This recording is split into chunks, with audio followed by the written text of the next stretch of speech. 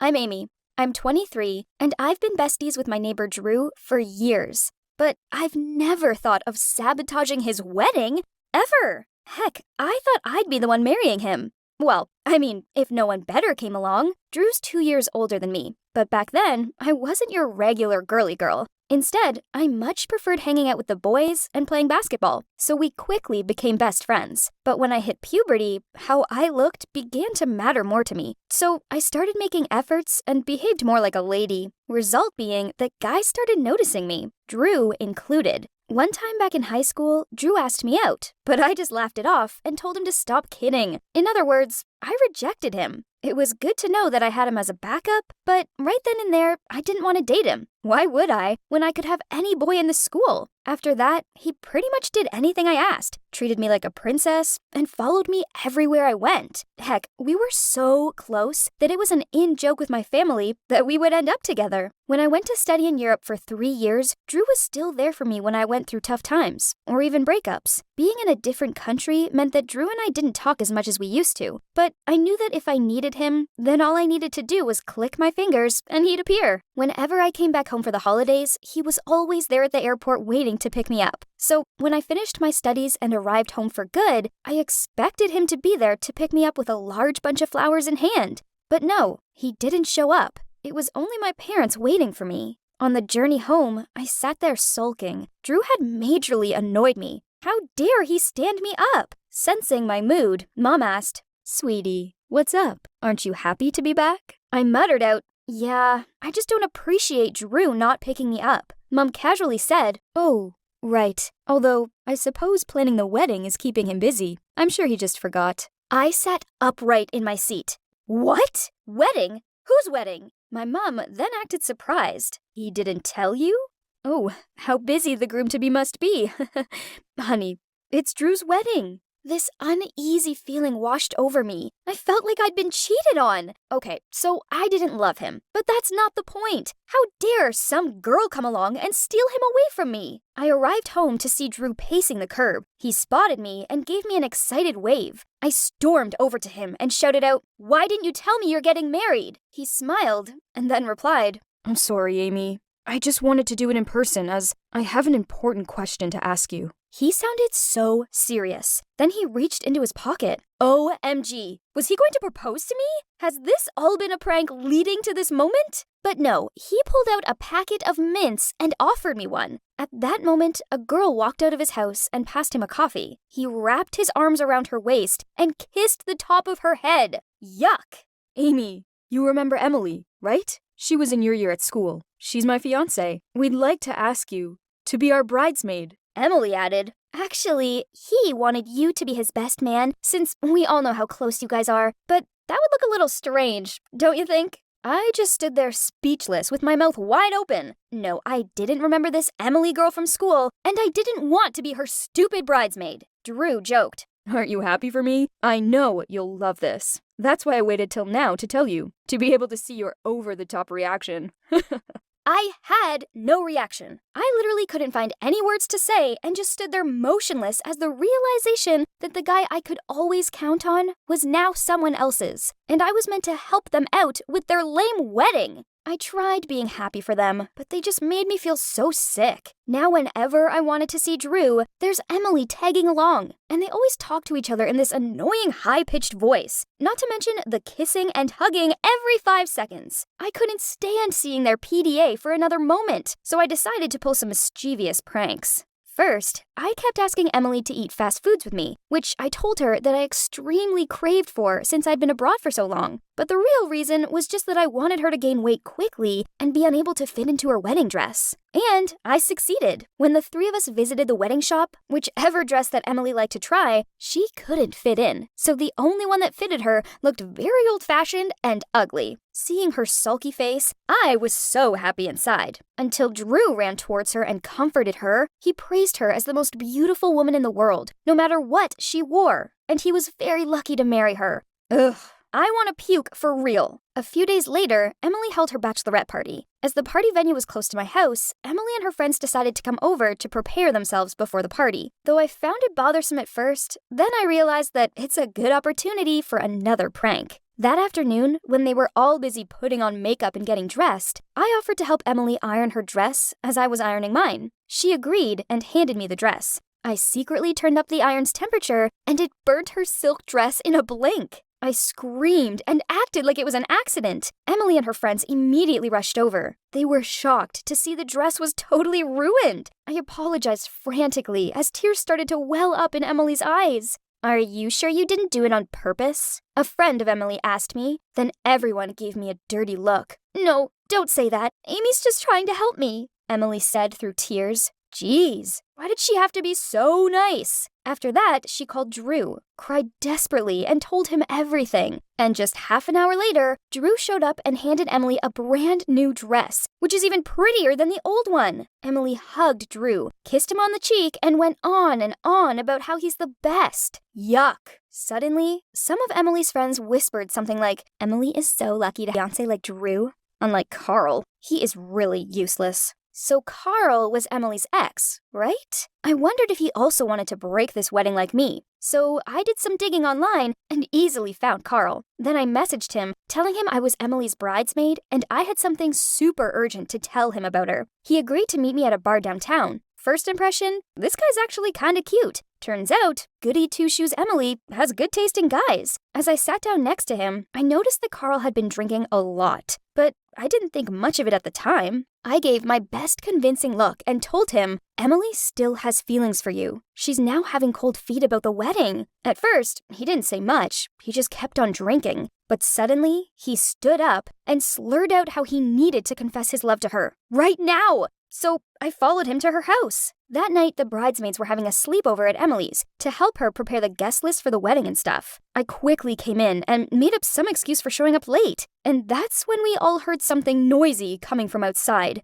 Everyone ran to the porch to check out Carl begin to drunkenly slur out something like, "I will always love you," and such. Emily looked shocked and tried persuading Carl to go home. I watched on with a secret smirk as he threw up in her pot plant, accused the other bridesmaids of being traitors, and tripped over the cat as he tried to enter her house. Carl eventually passed out on the couch, and Emily, being Emily, placed a blanket over him. She didn't even look angry. Why? I couldn't understand why I had done so many things, but she could be so calm and overcame everything. The next day, when Carl woke up, they talked, and I was terrified Carl would tell Emily about my involvement. But instead, he apologized to her, wished her the best for the future, then left. A few days later, Carl asked me to meet him at a coffee shop. He asked me why I lied to him, as Emily said she was very blissful to marry Drew. I sighed and told him the truth. I also said that I didn't have feelings for Drew, I just hated to see the two of them together. Then Carl said, "Don't let jealousy get the best of you. Listen to me, Amy. What we need to do now is restore our life and leave the past behind."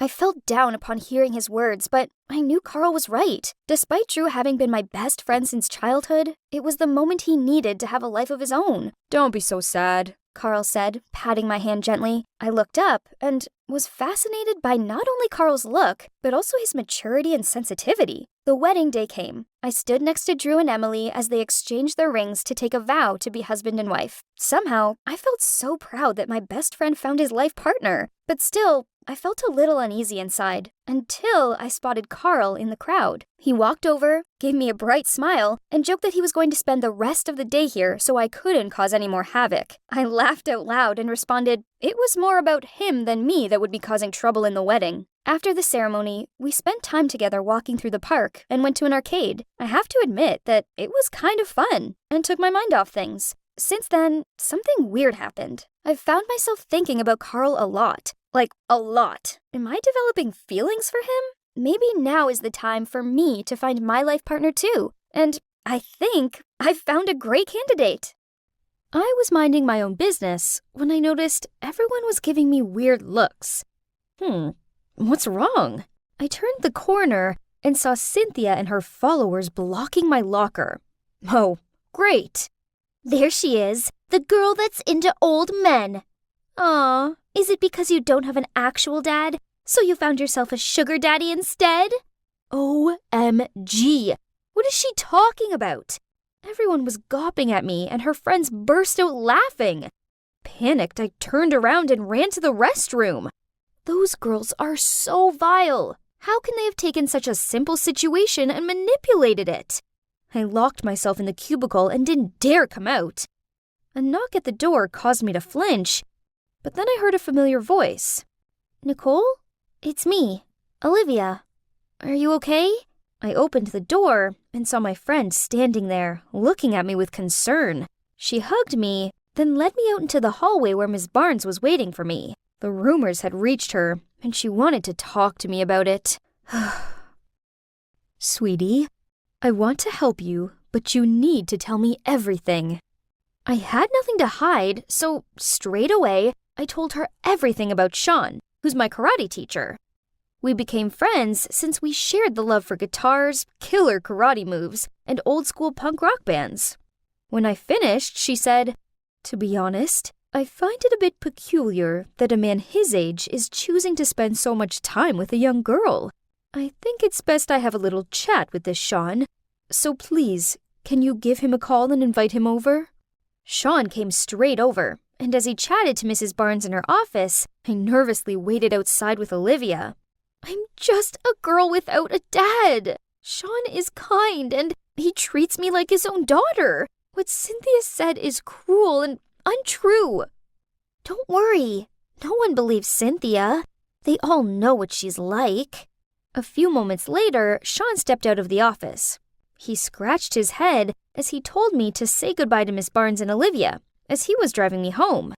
In the car, I asked, "What did you say to Miss Barnes that made her agree to let me go with you?" I said that the child would be around your age. Huh? What did he mean by that? Then he continued, "Nicole, I have a long-lost child. I've been desperate to see them and be in their life, but it didn't work out like that. Then I met you, and I found myself bonding with you as if you were my own child." Hearing that, I asked right away, "Sean, would you like to be my dad?" He gave me this dumbfounded look, so I excitedly continued. "I mean, you're single, right? So's my mom. Why don't you two meet up and have a date? Just give it a try, please."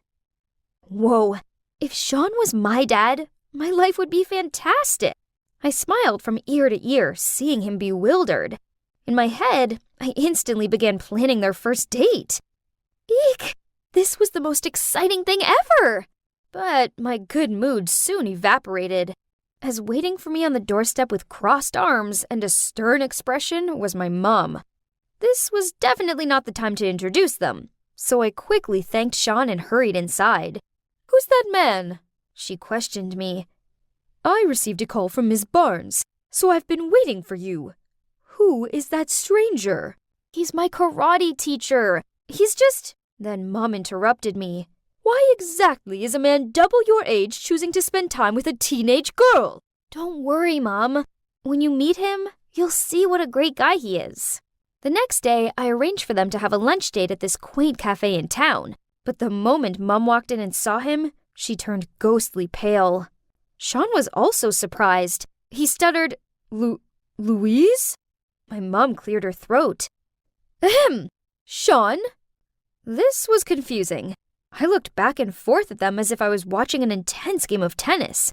So, they knew each other? Oh well, less time wasted on getting to know each other. So, I'm gonna leave you to it. I waved at them, then hurried out of there and sat on a bench nearby. But it hadn't even been 5 minutes when Mom stormed over. "Let's go!" and dragged me away. "I forbid you from seeing that man again!" What was happening? I was freaking out as I followed her. "Mom, slow down! At least explain why!" I shouted. But she bundled me into the car, then drove off, red-faced and silent. Through the car window, I saw Sean run outside of the cafe and stare at me with a saddened look on his face. "Mom, you know him?" I asked. She said, "That's none of your business. You just have to know that you are not allowed to see him ever again." "Why?" I yelled as I started tearing up. "He's nice to me. Why can't I be friends with him?" "Because you have to listen to your mother." Suddenly, my phone rang. It was Sean. I picked up, and he told me to turn the speaker so he could talk to Mom. Louise, it's me, Sean. Mom gave a startled yelp and told me to hang up, but I ignored her. Sean continued. Louise, listen. Is Nicole my daughter? What? Did I hear him right? Can someone please explain what was going on? Louise, tell me. Is Nicole my daughter? Mom snatched the phone off me, ended the call, then threw it onto the back seat. I was too overwhelmed to find any words to say, so we both sat there in shocked silence. The moment we entered our house, seeing that I was desperate to speak, Mom spoke up first. Nicole, please don't ask anything. I'll explain later, okay? I really wanted to know what had happened between them, but I knew there was no reasoning with Mom when she was being like this. So I quietly went up to my room. I couldn't sleep, as too many thoughts were buzzing around my head. Could Sean really be my dad? I mean, I'd never met my real dad, and whenever I asked Mom about him, she got super defensive. Mom and Sean clearly had history. So what if we're actually related? Unsurprisingly, I couldn't concentrate in school. I kept on yawning in class and playing over yesterday's events over and over in my head. When school's out, to my surprise, Sean was waiting for me at the school gate. We went to a coffee house, and there he told me the truth. Back in high school, I fell in love with my classmate. After a while, she suddenly told me she was pregnant and broke up with me. I definitely wanted to support and care for both of them, but she refused, then moved away. The last thing she told me was to stay away and never ever look for them. Before I had time to process his words, he smiled at me and continued. Nicole, I believe that you're my daughter. But first, we need to talk to your mom and have her clear this up. Whoa, this was a lot to take in. But at the same time, it was also pretty awesome. I was so happy I had a father. And better still, it was Sean. I took Sean to my house to talk to Mom, but just as we stepped inside, I got a message from Olivia. Check your social media. Cynthia's just posted something about you. Oh no! There was a photo of me getting into Sean's car with the caption, "Need tips on getting a sugar daddy? Ask Nicole." I freaked out. Now, thanks to Cynthia, everyone would misjudge me and make fun of me. I was so furious that when Mom walked over, I couldn't hold it in anymore. This is all your fault! Now everyone believes lies about me, and it's all because you won't tell me the truth.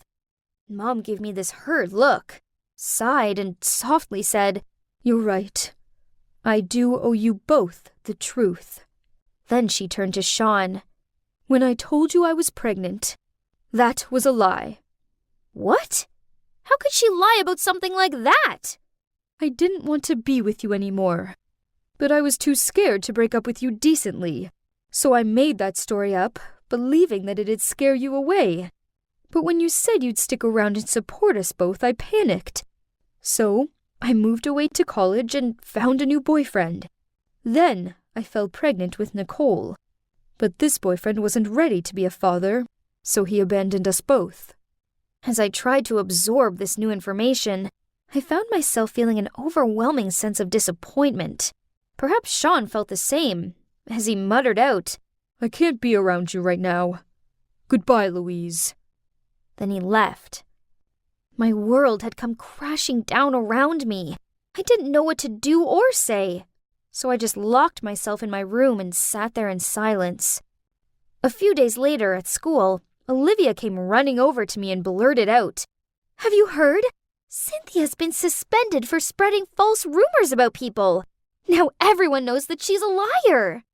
Well, I'm glad everyone knows, but honestly, Cynthia and her fake stories didn't really bother me anymore. I had bigger things to worry about, like Sean. I hadn't heard anything from him since Mom's confession, and I really hoped he was okay. Then, a week later, Sean texted me. Nicole, I care for you as if you were my own daughter. I don't want to lose you from my life. There's more. I've done some research, and I've found your dad. If you want, I'll take you to meet him. Gulp! I was finally going to meet my real dad. On the way there, Sean lightened me up chatting about guitars and tuning on Joy Division. It was so good to have him back in my life. I guess kids who don't know a parent to imagine what they'd be like, right? Well, when I came face to face with my real dad, the reality didn't match my expectations. I showed him a photo of me and Mom, and he denied ever knowing her and slammed the door in my face. Ouch. Sean made sure I was okay, then drove me back. The moment I arrived home, I flung myself on the couch and cried into the cushion. He must have filled Mom in on what had happened, as she rushed over to me. "Honey, I'm so sorry. It's all my fault, because I'm a coward who couldn't deal with my own issues. But things will be different from now on. I promise." Then Sean knelt down next to me. "Nicole, I meant what I said before. I view you as a daughter. And if it's okay with your mom, I'd love to be your dad." Mom nodded her head and said, "Yes, if that's what Nicole wants." I leaped up and hugged them both. At that moment, I realized I don't care if my biological dad didn't want to know me. I didn't need him, as I already have Mom and Sean. Now, my mom has learned to be brave and confront her problems, instead of running away from them. She now co-parents me with Sean, and even though they aren't back together, they are great friends. And you know what? I've never been happier. Sarah, it's about time you got married. What are you talking about? Get married? Not a chance. I'm still in school. Oh, give me a break. Marrying a rich guy will bring you more money than school ever will. Mom, I'm not like you. I actually like school. Now leave me alone. That was the conversation between my mom and I about 2 months ago. Well, look at me now. Here I am staying in one of the most luxurious villas in Boston. My name's Sarah, by the way, and I'm 16 and in high school. My life hasn't ever been normal. For starters, I don't have a dad, and my mom is totally irresponsible, choosing to spend any money we have on partying and men. Of course, she doesn't even have a job, so we rely on her latest fling to help support us. My mom has never really cared about me, so I just stay out of her life as well. She can do what she wants as long as I can do what I want, and what I want is to study really hard so that I can have a better life than hers. But as usual, she intervened in that plan, and 2 months ago she forced me to quit high school and get married. Obviously, I refused, and I even went on a hunger strike for a few days. But then one day she said, "Tomorrow, our two families will meet. If you don't rock up, I'll go to your school and tell them you're not coming back. But if you come, you can still go to school, at least until the wedding." Ugh, school. She's using what I love most against me, again, to force me to follow all of her ridiculous plans. Fine, I agreed. I mean, it was just a meetup. It's not like they could pressure me to get married right away, right? So the next day, I followed my mom to go meet Adam's family. I was shocked when I saw him. He was wearing a mask that covered half of his face, and he just sat there, not uttering a word, just staring at me without even blinking. Honestly, it was so creepy. His parents seemed nice, though, and they explained that he'd been in an accident when he was a kid, which had left him with a severe burn scar on his face. So he wore the mask to avoid scaring people off. I could see him watching me, waiting for my reaction. So I tried to smile back. I felt so bad for him. But at the same time, there was no way I wanted to spend my life with this guy. So I decided to put my plan into action. All I had to do was get his parents to disagree with the arrangement. So I acted as clumsy as possible. I wanted to give the worst first impression ever. As soon as the wine was poured, I leaned over and knocked his mom's glass all over her white dress. My mom looked mortified, but I didn't stop there. I ate with my hands and dropped food all over the table and kept chewing with my mouth wide open. But no matter how hard I tried, Adam's parents still seemed to like me, and I could see him slightly smirking at me. What did a girl have to do to put this family off? Clearly they were desperate. Near the end of the meal, they started discussing the engagement. Apparently, I'd move into Adam's family house so we could get to know each other. Then, if I could help Adam to feel less insecure, they'd let me finish high school before we had to get married. So didn't that mean they just wanted a friend for Adam? Someone to keep him company? It's not that bad. I guess I can do that then. So after the engagement, I moved into Adam's mansion. After school every day, I'd hang out with him and try to cheer him up.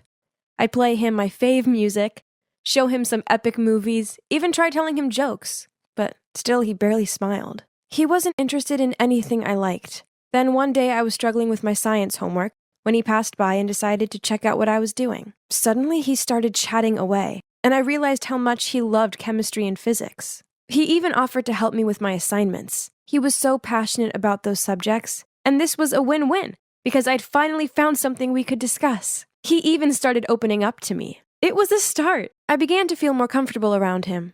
On one sunny day, I even asked Adam if he wanted to play a game of badminton. At first, he refused, as he didn't like being outside, but I wouldn't stop begging until he said, "Fine. Have you played this game before?" "No." "Okay, then let me show you." I was so excited to teach Adam. Although I'm not great at hand-eye coordination, I'd been playing badminton a lot at school, so I felt pretty confident. Finally, I'd found something I was better at than him. Ha! Okay, so I spoke too soon. After a few missed serves, he somehow mastered the shuttlecock and kicked my ass. Why did you say you've never played this before?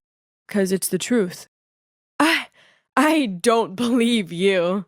Adam just shrugged and then left me lying on the ground. He had to be bluffing. It's impossible for anyone to be that good the first time they do something. Ugh. But it was fun, I guess. Adam was growing on me, but I couldn't be around him 24/7 as I had classes to attend.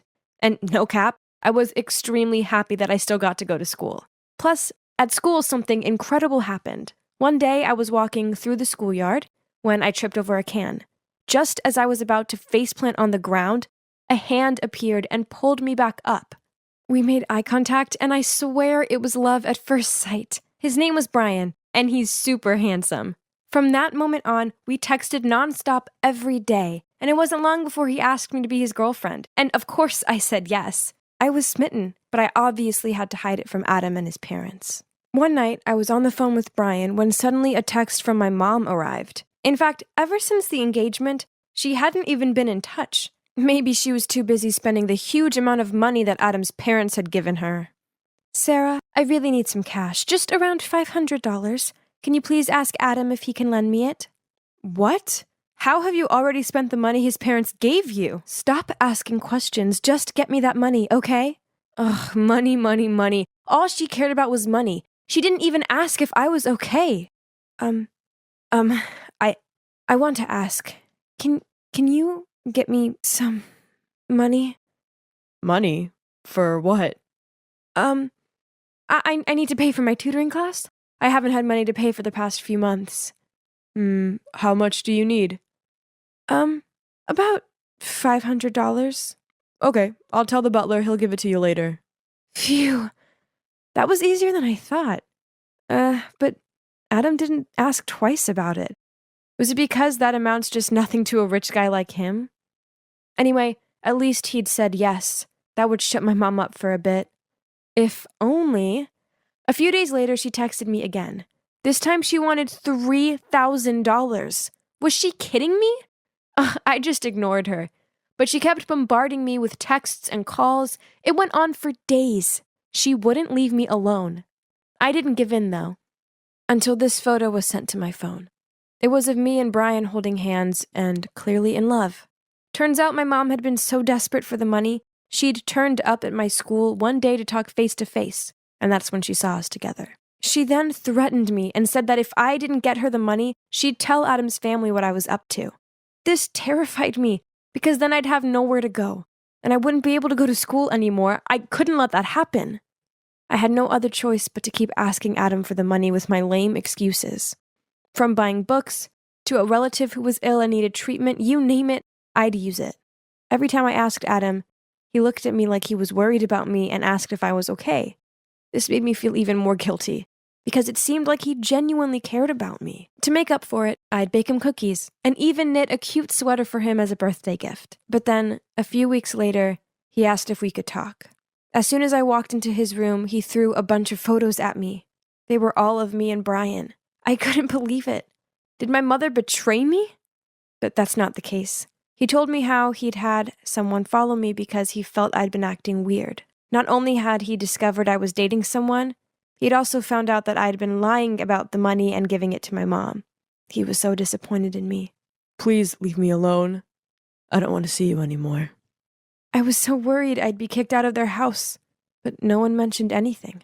His parents still chatted to me at dinner, and they seemed happy enough. Only Adam avoided me, which of course made me feel terrible. The only one I had to lean on right now was my sweet Brian. So after dinner one night, I decided to go over to his place. I really needed some comfort right now. But when I arrived outside, through the window, I saw another girl in his room. They started kissing, and I thought I was going to be sick. In a panic, I quickly crawled over and hid below his window to listen in. But aren't you a bit too close with that Sarah girl lately? Don't you dare. Don't worry, Pumpkin. It was all just for you. I noticed that she lives in a big mansion with personal drivers and all. Her family must be filthy rich. So I just wanted to be a good friend and help them spend those money. You know, and maybe that way I could get you the new Chanel handbag that you always want. Oh, really, honey? So, how's it going? Well, a dud. Seems like she's the stingy kind of rich girl. Ugh, keeping every single nickel all to herself. How was I supposed to believe what I'd just heard? My heart was shattered into pieces, and I couldn't hold it in anymore. I stood up and put my face against the window. You're dumped! Brian looked so shocked to see me there, but I didn't wait to see if he had anything to say. I just ran home in tears and locked myself in my room. Sarah, open the door. Do you know how many days you haven't eaten for? Sarah, open the door. If not, I will send someone to break the door down. Oh God, are you okay? What's going on? Nothing. I'm sorry. Sorry for lying to you all this time. I didn't mean to. Suddenly, Adam hugged me and said, It's okay. Don't cry. Now can you just tell me what happened? In tears, I told Adam the whole story. From being used by my mother to being betrayed by Brian. Perhaps this is what I deserve for lying to you. Actually, if I were you, I wouldn't want to marry someone like me anyway. You're a great guy. As long as you have confidence in yourself and live with a more positive attitude, good things will happen to you, I promise. Even with this ugly face? I looked up at Adam and, oh my gosh, the burn scar on his face. It was worse than I thought it would be.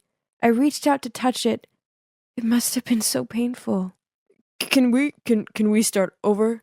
Keep helping me, okay? I looked at Adam, smiled and nodded. So after that day, I continued to stay at Adam's house and help him get out of the isolated, self-deprecating life he'd been living. Gradually, his attitude improved, and he even started taking a business course to get ready for taking over his family's company in the future. I also encouraged him to start taking off his mask. Love everything about yourself, including that scar. As for my mom, she's currently being detained for her illegal gambling. Yep, that's what she spent all that money on. She'll probably end up in prison. And even though this isn't what I want for her, she kind of deserves it. Oh, and about the wedding. We postponed it. Lucky for me, both Adam and his parents want me to go to college first and pursue my dreams. Once I graduate, we'll probably start planning our wedding, though. And it'll be truly out of love this time. Hey, what exactly do you think you're doing? I know you stole my money. Give it back to me right now. Yeah, give it back to Sophie. That's her allowance. What money? I don't know about any money. I shrugged as I walked toward my bed, ignoring Sophie's furious face. After that, I had to listen to Sophie throw more accusations at me. Blah, blah, blah. I know it was only because I was a tomboy, so surely if a girl chooses to have short hair and wear baggy clothes, then she must be a thief. Poof! Eventually, I reached my breaking point. Quit with the accusations. I didn't steal any money. I didn't even know you had money. I know you took it. If you don't return it to me this instant, then I'm gonna tell Miss Hopkins. Her idle threats didn't bother me, so I just flopped down on my bed and played on my phone. Talk about a heavy atmosphere. Ugh. Then I saw them all frantically checking their phones and giving each other confused looks. So I took an earpod out and heard a phone ringing from over by Sophie. Isn't that your new phone, Sophie? Why don't you pick it up? What? No! Sophie stuttered, while Bella and Carly stared at her, all confused. I walked over to Sophie's bed, lifted the pillow, and yep, there was a brand new iPhone 13 Pro Max. So, Sophie, if there's nothing wrong with your brand new phone, then why did you feel the need to hide it so badly and not answer my calls? She nervously chewed on her nails, then blurted out, "Fine, I spent all my allowance on a new phone. I knew my parents would be livid that I spent it so quickly, so I thought it'd be easier to blame you, since you're new and look kinda intimidating." Nice. I stared at her. You could have, found someone dumber to mess with, as I already see right through you and your dirty schemes. But whatever. Girls, I'm sorry. She gave Bella and Carly pleading looks. Please forgive me. They both shook their heads and told her that she'd have to ask Miss Hopkins, the dormitory supervisor, for a room change, else they'd tell everyone what she did. So Sophie angrily packed, then moved out. When the room was Sophie-free, Carly and Bella apologized to me, then helped me tidy up my stuff. I smiled at them. No worries, it's cool. After that, they wouldn't quit complimenting my clothes and style, and how smart I was. This was flattering and all, but I kept my chill exterior. That weekend, the school took us out on some woodland activity day.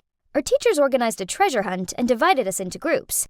I ended up with Carly, Bella, and these two other girls. The teacher handed Bella the map, and she held it up the wrong way. "I think this map's broken." I chuckled, took it off her, then using the first clue we'd been given, I quickly found out that we needed to walk 100 steps east and find a tree by the lake. Turns out, all of the other clues were as easy peasy as the first one. And soon we'd finish the game. In first place. Everyone was gawping and clapping at me. Poof, it's just a piece of cake. We were on our way back to the dorm room when Carly sidled up to me and said, "Hey Sam, you did great today." "Oh, it's nothing. Puzzle games are my cup of tea." "Hey, I have an idea. Let's form a detective team, as our school still has a few cases unsolved." "That's a good idea. With the Sherlock Holmes minds of ours combined, nothing is impossible." Then the three of us looked at one another and laughed. I gave a nod in agreement. I mean, a detective agency sounded kind of fun. And that's how the CSI Detective Team was born. It stands for Caroline, Samantha, Isabel. Of course, everyone laughed at us because they thought this group was nonsense. But then, the math exam was stolen, and through our expert investigation skills, we linked it to none other than Aubrey, the top student in the class. Hey, we even caught the creep who broke into the school to spy on the girls. And it was only a matter of time till everyone began to recognize our talents. One day, the three of us were standing at the locker when a series of message alarms rang out. It turns out that our school's confession page has a new post claiming that Liam, the most popular boy at school, was seducing, then defrauding numerous girls. They also posted some of the love notes Liam had slid into the girls' locker to manipulate them into giving him money. The message showed, "I can't wait to take you on a special date, but my debit card won't work. If you lend me yours, I'll make our date unbelievable. I promise. X." OMG, this is unbelievable. At that moment, I felt a tap on my shoulder, and I turned around to see a sullen-looking Liam standing there. "Please, you've gotta help me. These are all false accusations. Please help me find out who did this." And of course, all of us nodded immediately. No one would refuse to help a boy as cute as Liam. Oh, I mean, we're the school's famous detective team, so how can we ignore this? Right? Yeah, right. I rolled my eyes. I didn't blame Carly for liking Liam. I mean, everyone likes him. I guess even I did. Bella then interrupted my daydreaming. "Come on, guys. Let's focus on our job. I think the person who did this must have some kind of grudge against Liam." Everyone agreed and started investigating, which led me to sneak into Liam's dorm and rifle through the bin. Bingo! I found a scrunched-up piece of paper with the messages Liam had supposedly sent to his victims, scrawled in green ink. Then, who should just so happen to have green smudge on their hand but James, one of Liam's roommates. It turns out, James did this just because he was jealous of Liam's popularity. How petty. Well, this success certainly made the detective group more credible. We actually had our own fan base, and I was always overhearing other kids talking about us in a good way. Best of all, Liam was so grateful to us that he started hanging out with us more. We even went to the park with him one weekend, and he bought us all ice creams. Carly kept on flicking out her hair and giving him doe-eyed looks, while being the chilled girl I am, I kept it at a smile and a thanks. The only one who didn't seem impressed by Liam was Bella, who took the ice cream, forced a polite smile, then ignored him. Oh well, at least this meant one less competitor for his affection. One day, we were having lunch when we overheard the girls at the next table talking about how a girl saw a ghost in the old chemistry lab, and it scared her so badly, she refused to leave her bedroom for days. According to the others, the legend of this ghost had been around for a long time. Now, this sounded like a job for the CSI, but Bella immediately folded her arms and shook her head. No, I'm not going. There are no ghosts in this world. I firmly said, yep, so we have to go and clear this up. But no matter how much Carly and I tried to persuade her, she point-blank refused to go. Don't you know about the curse? If anyone goes looking for this ghost, they will be cursed and have bad luck for the rest of their lives. Didn't you just say there are no ghosts in this world? So why does that dumb curse bother you? Actually, I'm afraid of ghosts. I looked at Bella and tried not to laugh. Okay, so you stay in the room. Then me and Carly went to discuss plans for the evening. We were hiding in the corner of the chemistry lab. Jeez, it was boring in here, and I was kinda hungry. I should have brought snacks. Suddenly, a cold wind blew past us. It made me all goose-pimply. Carly shook my arm and whispered, Sam, let's go back to the dorm. Shh! I heard something. Footsteps. Then I felt a touch on my shoulder. I looked at Carly. Then we both screamed and bolted for the door. Thud! We hit something and fell to the floor. I scrambled to get up and saw Carly with her eyes closed and praying. Please, ghost, please forgive us. What are you doing here this late? I looked up. It turned out to be a frowning Miss Hopkins.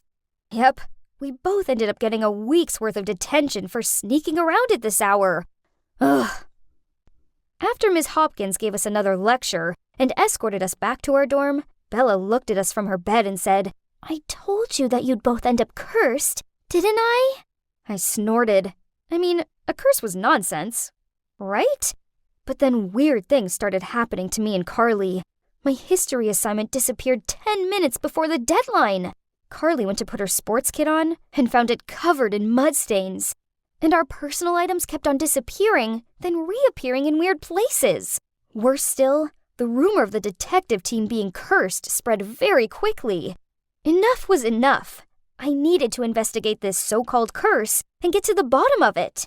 I told Bella and Carly what I planned to do, but they didn't seem convinced. No, what if something bad happens? I'm never going back there. Sam, you shouldn't go there either. Okay, chill. I won't do it. It's just an idea. Calm down. That's what I told them. But the thing is, I don't give up easily, and I needed to figure out what was going on. So that night, I snuck out of the room and went to the lab alone. The hallway leading to the lab was so dark and quiet that I could hear my own breathing. Then suddenly, I saw a dark figure standing in front of the lab door. I tiptoed over. Then I heard a voice. Did anyone see you? So ghosts can talk now? But wait, why is this voice so familiar? I shone my flashlight at it. Bella? And Liam? Bella startled. Listen to me first. It's not what you're thinking. Oh my God, had my friend been betraying me all this time? I immediately turned away and stormed off. Bella tried catching up with me to explain, but I didn't want to hear it. It was her all along. She'd played those sneaky tricks on Carly and me, so we thought we were cursed and wouldn't go back to her and Liam's secret rendezvous place. Back in the room, I told Carly what had happened, and we decided to ignore Bella. That's what she deserved. One day, we were eating lunch when Bella came over. Both of us were about to leave, but Bella hurriedly said, Please give me a chance to explain. There's no need to explain. We know what you did. I know I messed up, but it's only because I'm afraid you guys will react like this, and I didn't want to lose our friendship. I put down the tray and reluctantly sat down. I've been dating Liam for a while, and we were going to go public, but then I could see that you both liked him, and I was worried you'd be mad at me, and our detective team would disband. God, you're such an idiot. Do you think we're that selfish? So yeah, we have a bit of a crush on Liam, but if you told us you were dating him, we would have been cool with it. Hearing that, Bella looked embarrassed. Then she gave a reconciling smile. Then we all hugged each other and promised that from now on, there would be no more secrets between us. And of course, the CSI detective team is still active, and now even has a hot new boy member. Why haven't the results of the sketch contest been published yet? Hey guys, the results are over here. Frantically, I ran to the results board. Julie Morris, the first place on the list. Phew! Congrats, Julie. You deserve it. You're both pretty and talented. Is there anything you can't do?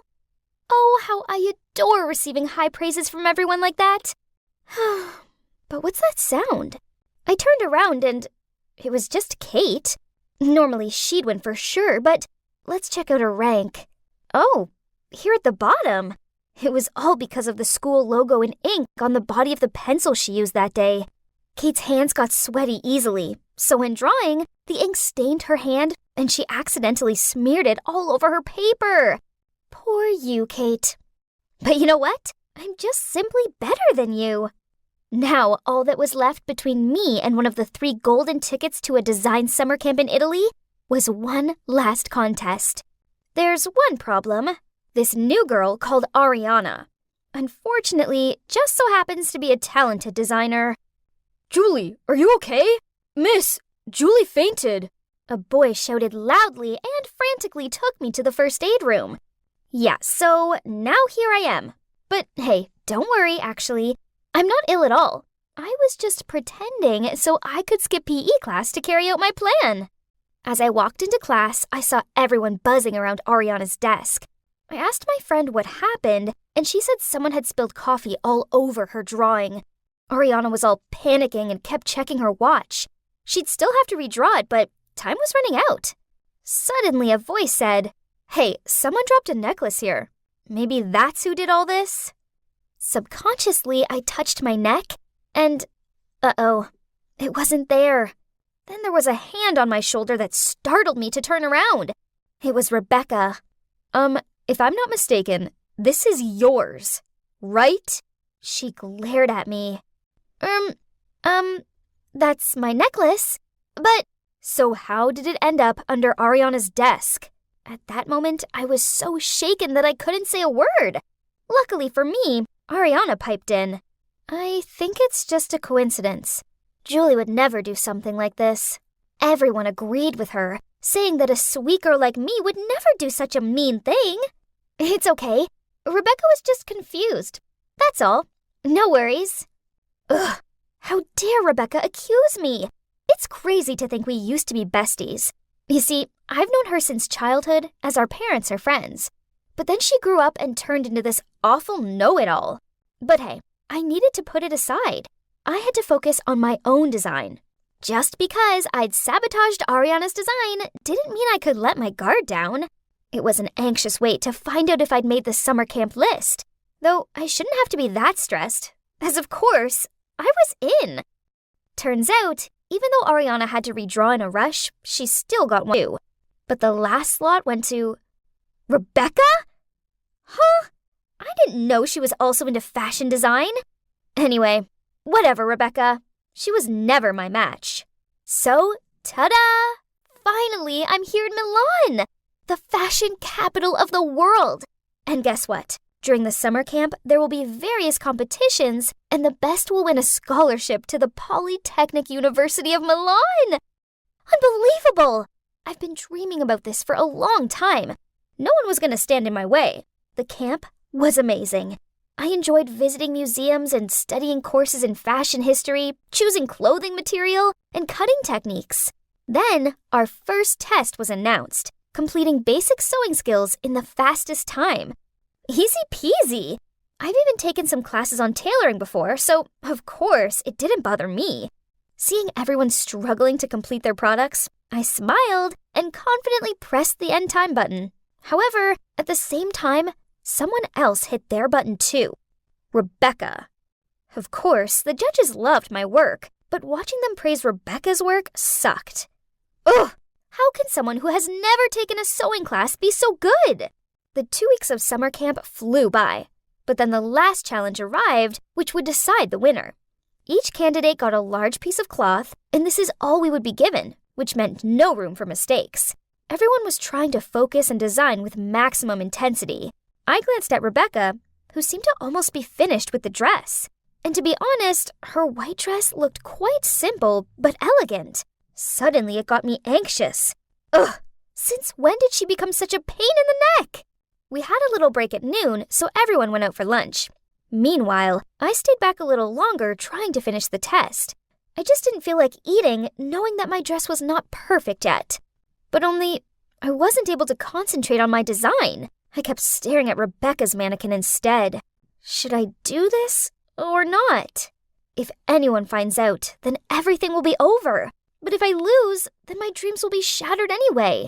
Something inside of me kept urging me to go straight to Rebecca's work and immediately splash ink on that white dress. My heart thudded with a mixture of excitement and guilt. Then I quickly fled the scene. When everyone returned to the room and saw Rebecca's dress, they gasped in shock. Huh? Why was Rebecca the only one not panicking? She calmly took a brush, dipped it in the inkwell, and walked towards the dress. Then she started splashing ink over it. What was she playing at? My question was immediately answered when a very unique ink-patterned dress appeared in front of my eyes. Worse still, the judges' faces lit up when they saw it, and they highly appreciated her problem-solving skills. Congrats, Rebecca. You did a good job. Nah, thanks to you, Julie. Let's see who wins. Rebecca sneered and walked away. What did she mean by that? Did she know that I was the one who did it? I was so worried that I tossed and turned all night. Hey, Julie, wake up. You can't be late for the last challenge. Oh, hi, Ariana. What are you saying? Uh-oh. Hang on. How come it was still the 23rd of July? Had I dreamt it all? But it was so strange. Things actually happened exactly like that dream. The ink incident with Rebecca's dress, and her quick thinking to rescue it. Anyways, keep calm. I couldn't let this scholarship slide. I couldn't be that girl that lost out on my dream to someone else. The shame would be unbearable. After finishing the design, each of us would have a model to present it. At that point, I made a crazy decision. Right before the performance, I quickly followed Rebecca's model to the restroom, locked the door from the outside, then put the out-of-service sign in front of it. When all the contestants settled down to watch the show, Rebecca still didn't turn up. Well, maybe she was still busy looking for a substitute model. Give up yet, Rebecca? I was laughing to myself when my thoughts of victory were interrupted by applause and whistles. Huh? On the catwalk. Is that Rebecca? Wearing her own design? Ariana whispered into my ear. Rebecca is stunning. She totally deserves this scholarship, right, Julie? What? How could Rebecca surpass me? Again! This time, I decided not to mess up Rebecca's dress. Instead, I looked up online some ideas to improve my own design, and I discovered a wonderful design on a fashion blog, which was quite similar to what Rebecca was doing. Ha! Turned out Little Miss Perfect was just an idea thief. So I decided to design the exact same dress, and 1 hour right before the show, it was time to pull the trigger. I reported to the judge that Rebecca stole my idea and claimed myself to be the owner of that blog. But instead of any sign of panic, a smirk lit up on Rebecca's face as she turned to me and said, "Game over, Julie." Then she went straight to the judge.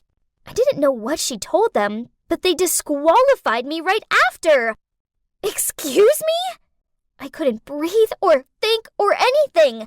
I pointed at Rebecca and yelled, "She's the thief! There's something wrong here." Then Rebecca calmly approached me. "Nice try, Julie, But your dirty tricks won't fool me. I know it was you that ruined Kate and Ariana's projects. And guess who is the real owner of that blog? Yep, me. I stared at her in shock as she continued to talk about the real reason why she stopped being friends with me. She said it was all because of my jealousy, which had turned me into such a mean girl. Julie, you're beautiful and talented. You need to believe in your own abilities instead of sabotaging other people's work. Don't be that type of person. I woke up sweating. I reached for the phone and it was still the 23rd of July. Ugh! Would this day please be over already? But maybe this was good, as this meant I had a chance to put things right. Lunchtime arrived, and I lingered behind and looked at Rebecca's perfect dress. I hovered my hand over the ink bottle, but then I left it where it was. Sighed, then walked back over to my own dress. So, what happened? Well, Rebecca still won, but you know what? It's okay. I tried my best, I didn't cheat, and, well, Rebecca's dress was a worthy winner. After the competition, I saw some of the other girls congratulating Rebecca, so I walked over and tapped her on the shoulder, and giving her a sincere smile said, I just wanted to say congrats. Your design's amazing. Thanks, Julie. I really love your dress too. Your stitching was so precise. Okay, so I didn't win, but I did learn a valuable lesson. I should always give 100% in what I do, instead of wasting so much time and energy trying to ruin things for other people. Oh, and about that time loop, I put it down to competition stress. I think it must have made me feel like I was stuck in a dream world until I learned the error of my ways. Finally, I found inner peace, and I'm finally out of that dream. I have to admit, I did whoop when I woke up, and it was finally the 24th of July.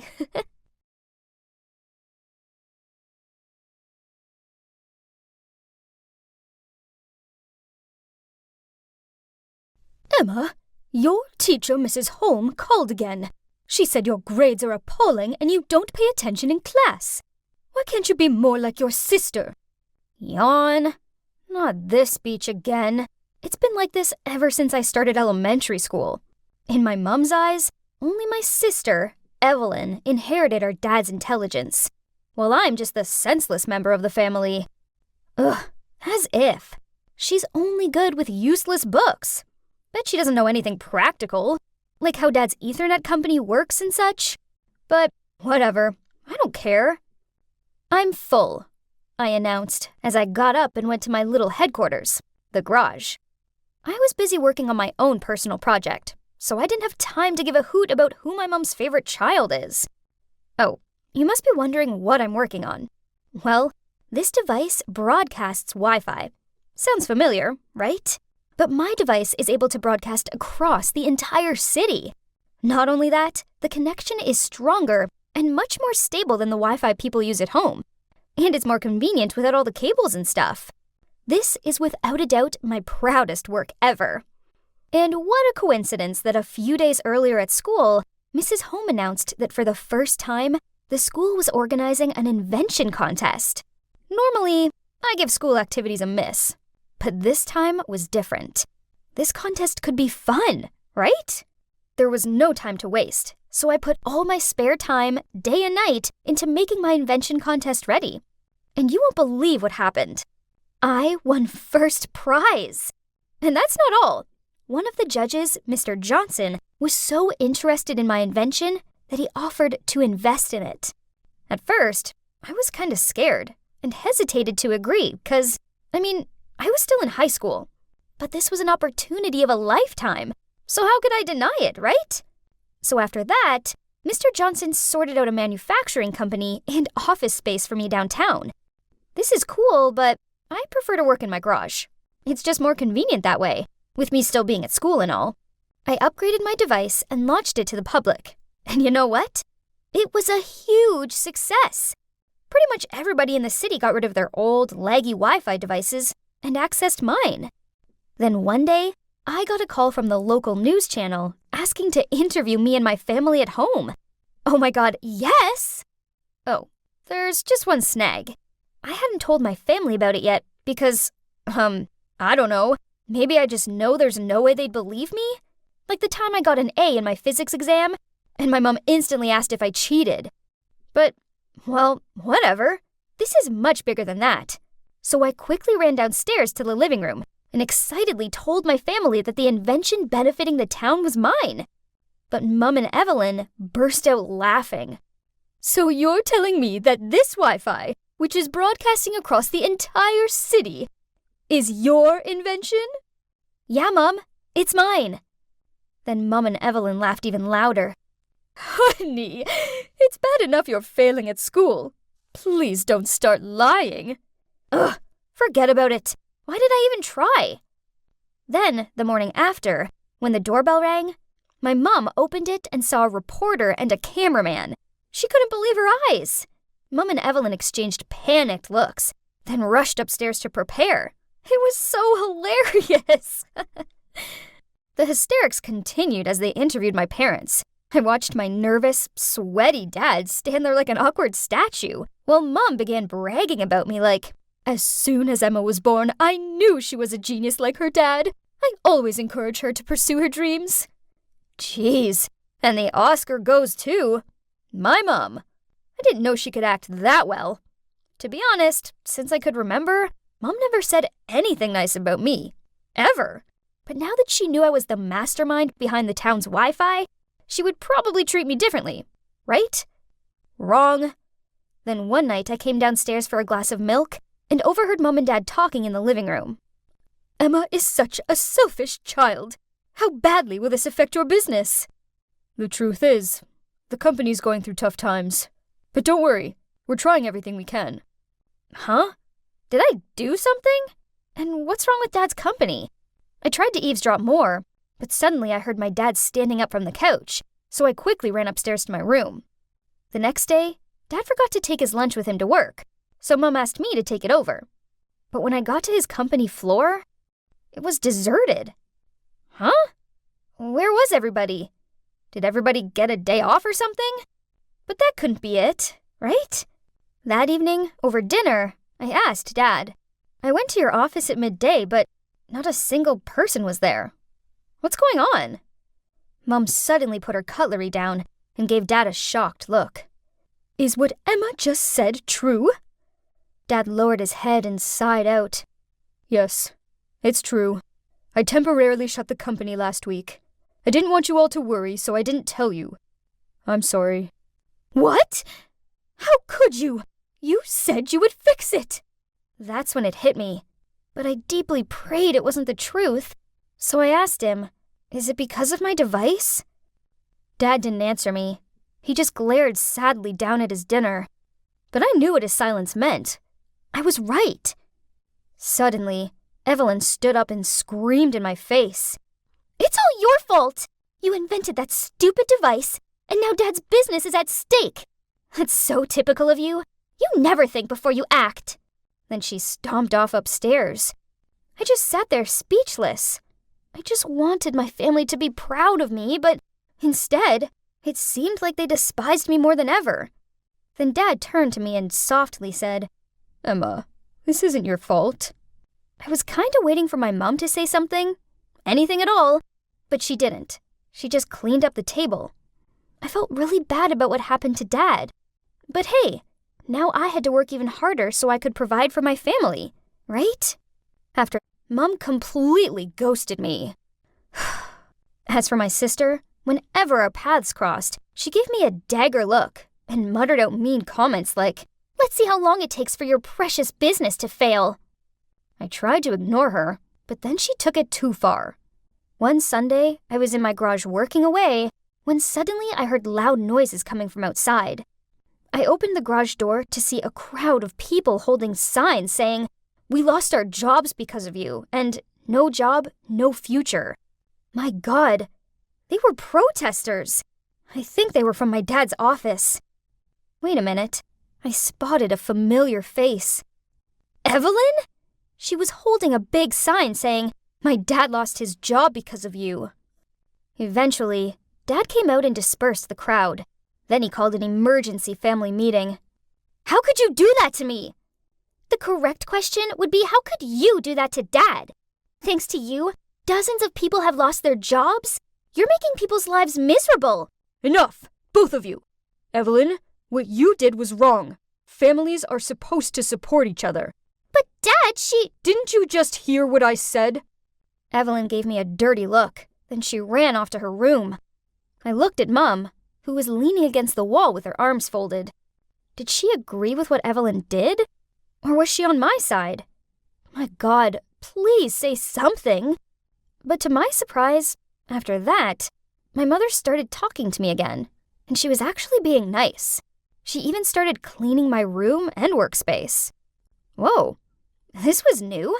Had she finally accepted me? Then one day, I received tons of emails complaining about my Wi-Fi. It took me all day, but I finally found the cause of the problem. My laptop. Somebody had tampered with it. It didn't take a genius to figure out who it was. Evelyn, duh. But I needed proof, so I set up a trap. The next evening, when everybody was having dinner, I ran downstairs, quickly grabbed a piece of bread and said, I need to go run some errands. Oh, and can you please stay out of the garage, as I'm uploading some important files? Mum and Dad nodded and smiled at me. Evelyn, on the other hand, just rolled her eyes and continued eating. Well, at least I knew my plan was in motion. I walked outside and hid behind the bushes. So, what's my plan, you ask? Well, I set up my laptop so that when anyone opened it, it would automatically send a notification to my phone and turn on the camera so I could see who it was. I waited for an hour, but still nothing. Then suddenly, my phone beeped. Somebody was opening my laptop. They hadn't switched the light on yet, so it was too dark to see them, but I was 100% sure who it was. Time to expose. What are you doing sneaking out here? Evelyn? What was she doing out here? Wait, if Evelyn was here, then who was it in the garage? Not answering Evelyn's question, I ran like crazy into the garage to capture this intruder. And as soon as I turned on the lights, I couldn't believe who was messing with my laptop. It was Mom! What on earth was going on? I called a family meeting and told everyone what Mum did. Dad and Evelyn looked shocked and asked Mum why she did it. I just couldn't stand seeing your dad suffer anymore. He put his life into that company, and now he's just a laughing stock. Do you realize our neighbors and relatives have been gossiping about him? They think it's so pitiful that he lost out to his own daughter. So I did what any self-respecting wife would do. Was she serious? Why didn't she just talk to me?